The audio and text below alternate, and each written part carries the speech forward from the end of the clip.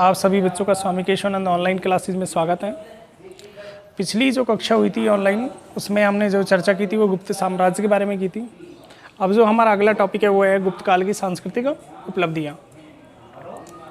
तो गुप्त काल है जो, इसे भारतीय इतिहास का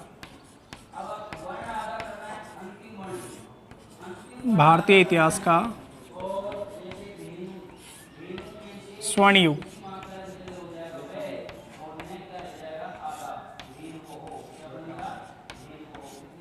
इसे भारतीय इतिहास का स्वर्ण युग कहा जाता है। उससे आगे हम बात करें तो गुप्त काल के जो शासक थे, चाहे वो चंद्रगुप्त प्रथम हो, चाहे समुद्रगुप्त हो, चाहे चंद्रगुप्त विक्रमादित्य हो, स्कंदगुप्त हो, कुमारगुप्त हो, ये सारे के सारे शासक, सभी शासक वैष्णव धर्म के अनुयायी थे। वैष्णव धर्म के अनुयायी,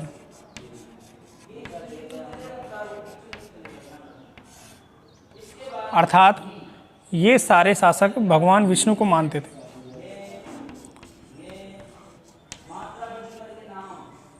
भगवान विष्णु के उपासक,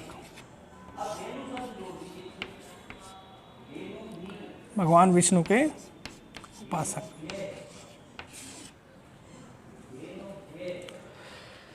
ये सारे शासक वैष्णव धर्म के अनुयायी थे या भगवान विष्णु के उपासक थे, लेकिन इन्होंने सारे धर्मों को, चाहे वो जैन धर्म हो, चाहे बौद्ध धर्म हो, सभी को एक तरीके से सुरक्षा प्रदान की थी। उनको एक तरीके से प्रेशर दिया था, संरक्षण प्रदान किया था। तो जैन धर्म और बौद्ध धर्म,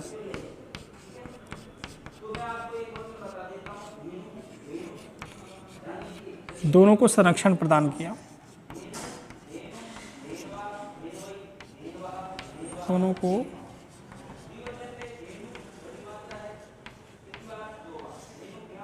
संरक्षण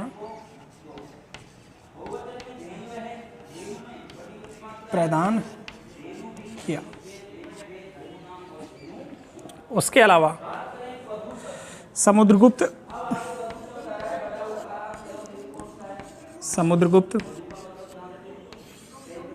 और कुमारगुप्त,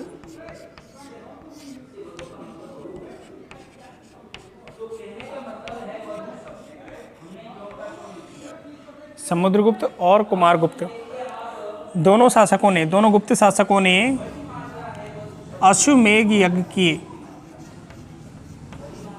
अश्वमेध यज्ञ करवाए।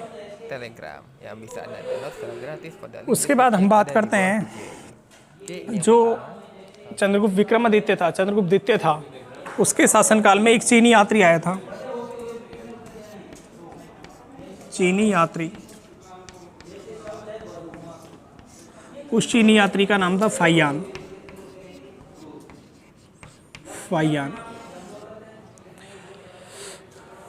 चंद्रगुप्त विक्रमादित्य के सामने एक चीनी यात्री आया था, उसका नाम था फाहियान, जो कि 399 ईस्वी में भारत में आया और 414 ईस्वी तक भारत में रहा।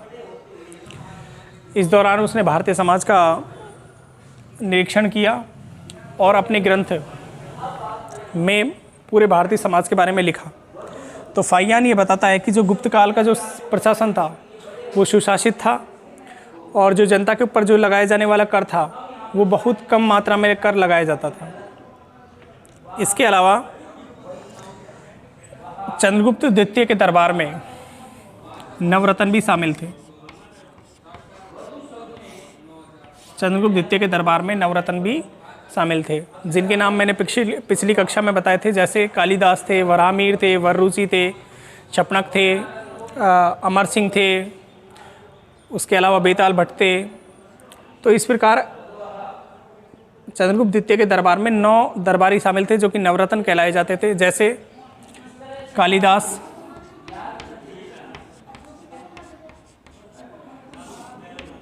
कालिदास का एक प्रसिद्ध नाटक अभिज्ञान शाकुंतलम,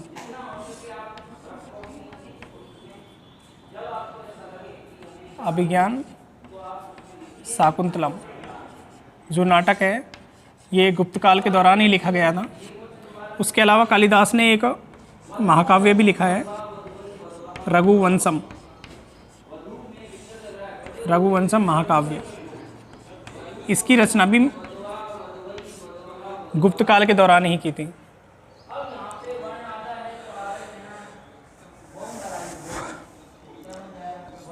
मृक्षकटिकम एक नाटक है,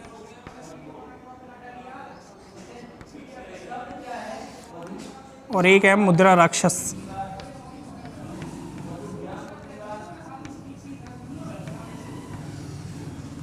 मृक्षकटिकम के जो नाटक के जो लेखक हैं वो हैं शूद्रक, और मुद्रा राक्षस के जो लेखक हैं वो है विशाखदत्त।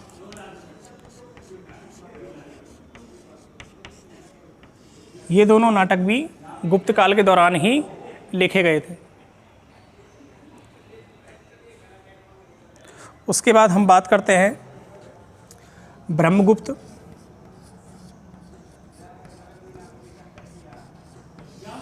वराहमिहिर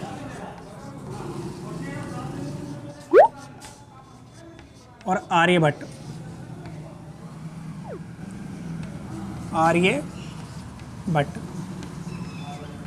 ये तीनों ज्योतिषाचार्य और गणितज्ञ भी गुप्त काल के दौरान ही हुए हैं। इसके अलावा दशमलव प्रणाली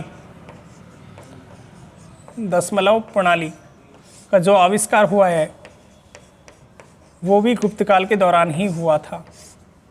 दशमलव प्रणाली का जो आविष्कार हुआ है वो भी गुप्त काल के दौरान ही हुआ था।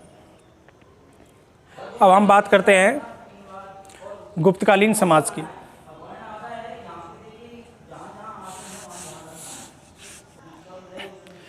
गुप्तकालीन उपलब्धियों के बाद हम बात करते हैं गुप्तकालीन समाज की। तो गुप्तकालीन समाज में भी मौर्य काल के तरह ही 4 वर्ण थे, यानी गुप्तकालीन समाज भी 4 वर्णों पर आधारित समाज था। 4 वर्ण कौन कौन से? सबसे पहले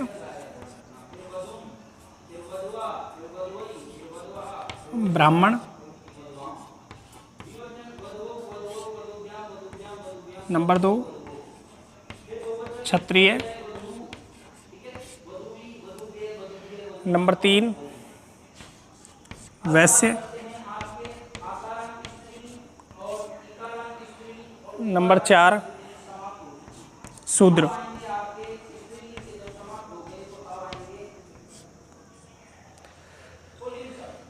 समाज में जो सबसे ऊंचा वर्ग था वो था ब्राह्मण वर्ग।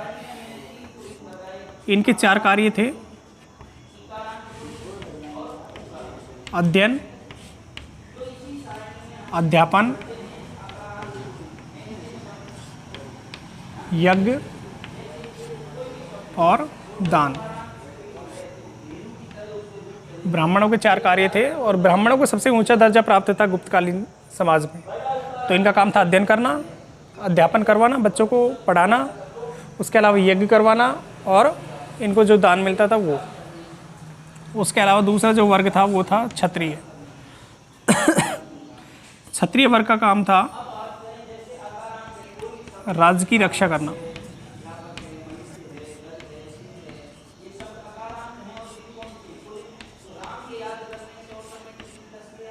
या शासन संभालना, शासन करना, या सैनिक के रूप में कार्य करना।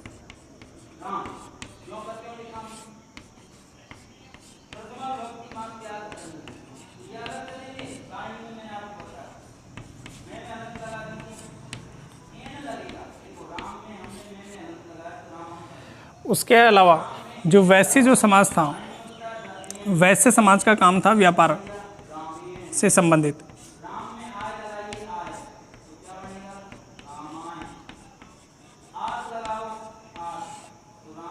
और जो शूद्र जो समाज था ये सबसे निचली जाति होती थी।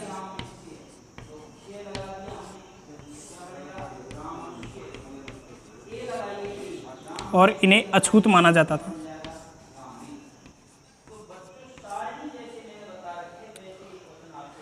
उसके बाद हम गुप्तकालीन समाज में बात करते हैं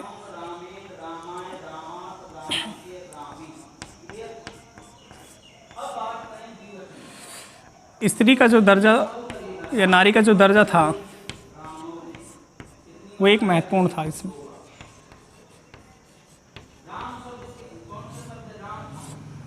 नारी शिक्षा को महत्व दिया जाता था।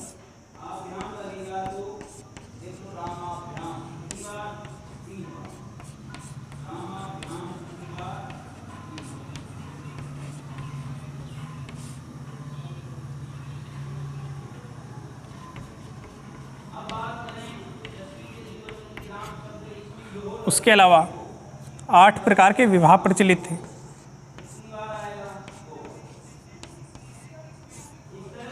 आठ प्रकार के विवाह प्रचलित थे। अपने यदि किसी व्यक्ति के संतान नहीं थी तो उसकी संपत्ति पर उसकी पत्नी का पूर्ण अधिकार होता था।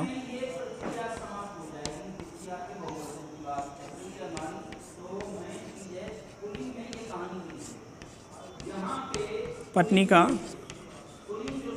पूर्ण अधिकार होता था संपत्ति पर।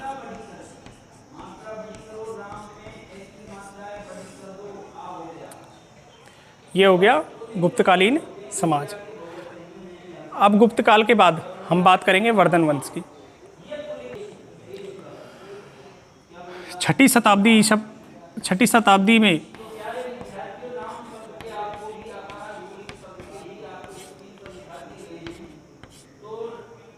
दिल्ली के निकट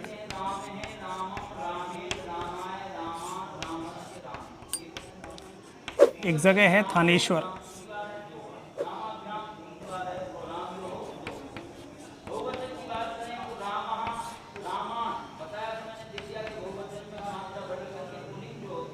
थानेश्वर, इस जगह पर एक वंश की स्थापना की गई। उस वंश का नाम था वर्धन वंश। इस वंश के जो संस्थापक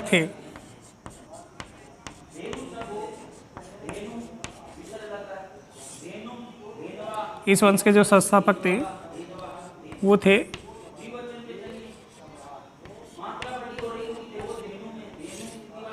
पुष्यभूति वर्धन।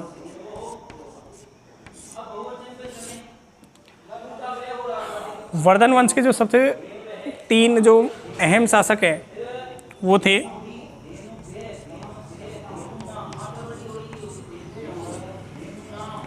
प्रभाकर वर्धन,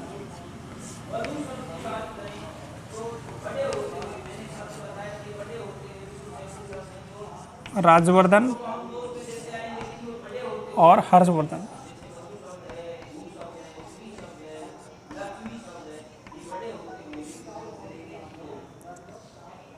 सबसे पहले हम बात करते हैं प्रभाकर वर्धन की। प्रभाकर वर्धन की जो मृत्यु हुई थी वो हुई थी 600 ईस्वी में। 600 ईस्वी में मृत्यु होने के बाद जो इनका बड़ा बेटा था राजवर्धन और छोटे बेटे का नाम था हर्षवर्धन, तो 600 ईस्वी में प्रभाकर वर्धन की मृत्यु के बाद जो राजपाट संभालता है वो संभालता है राजवर्धन, अर्थात थानेश्वर का जो राजा बना था वो था राजवर्धन।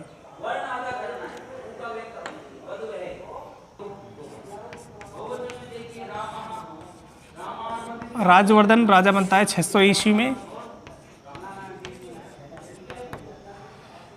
लगभग 606 ईस्वी में गौड़ का शासक, गौड़ बोला जाता है बंगाल से, गौड़ क्षेत्र का जो राजा था उसका नाम था शशांक। शशांक हत्या कर देता है राजवर्धन की, कब? 606 ईस्वी में। और शशांक जो राजा है वो है गौड़ प्रदेश का, अर्थात बंगाल का। अपने भाई की मृत्यु के बाद राजवर्धन की जो बहन थी राजश्री, वो जंगलों की ओर निकल पड़ती है अपने प्राणों की रक्षा के लिए। Oke, ini yang pertama. जंगलों के लिए निकल जाती।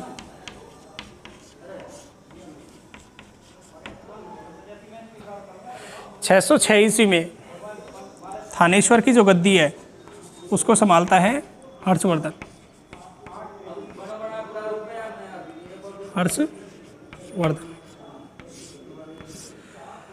हर्षवर्धन 606 ईस्वी में राजा बनने के बाद अपने भाई की हत्या का बदला लेने के लिए, और उसके भाई की हत्या जो की थी वो की थी गौड़ के जो राजा थे शशांक। तो हर्षवर्धन संधि करते हैं कामरूप के राजा, कामरूप जो राज्य है अर्थात आसाम, कामरूप के जो राजा हैं भास्कर वर्मा।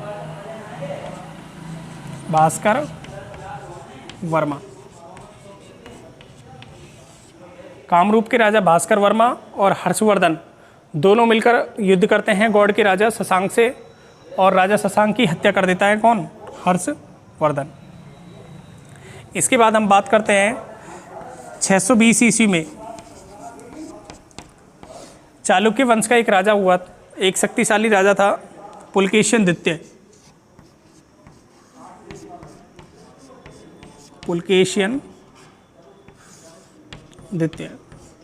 चालुक्य वंश का सबसे प्रतापी और शक्तिशाली शासक था। तो 620 ईस्वी में नर्मदा नदी के तट पर पुलकेशिन द्वितीय और हर्षवर्धन की सेना के बीच में युद्ध होता है, जिसमें पुलकेशिन द्वितीय हर्षवर्धन की सेना को पराजित कर देता है, अर्थात पुलकेशिन द्वितीय की क्या हो जाती है?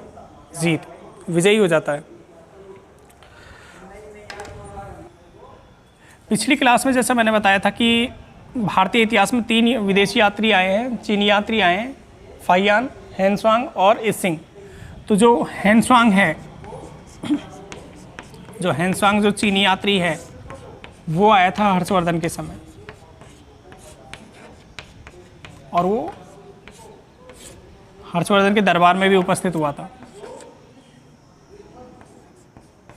हर्षवर्धन, तो हर्षवर्धन के शासनकाल का जो वर्णन किया है वो हेनस्वांग ने अपनी पुस्तक में किया है। इसके अलावा हर्षवर्धन अपने शासन के अंतिम काल में बौद्ध धर्म में रुचि लेने लगा, या ये कह सकते हैं कि बौद्ध धर्म के प्रति उसका झुकाव हुआ।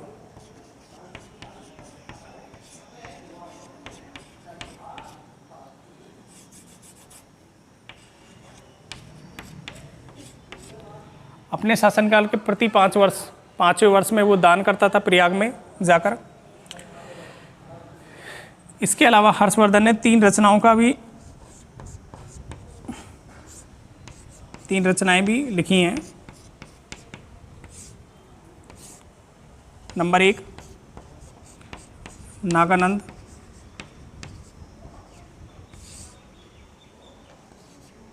नंबर 2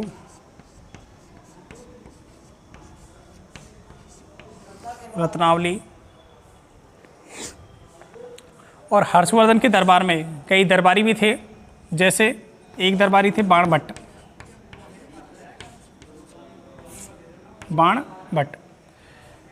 इन्होंने 2 रचनाएं लिखी हैं, एक लिखी है हर्षचरित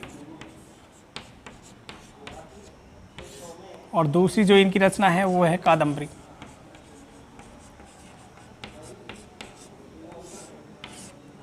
हर्षवर्धन के दरबार में एक मयूर नाम के दरबारी भी थे।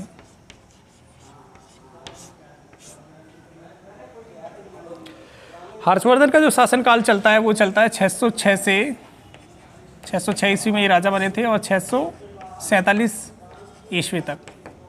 लगभग 40 वर्ष शासन करने के बाद इनकी 647 ईस्वी में मृत्यु हो जाती है और इनके कोई संतान नहीं थी। तो इसलिए जो वर्धन वंश की जो समाप्ति है या पतन है वो हर्षवर्धन की मृत्यु के साथ ही हो जाता है।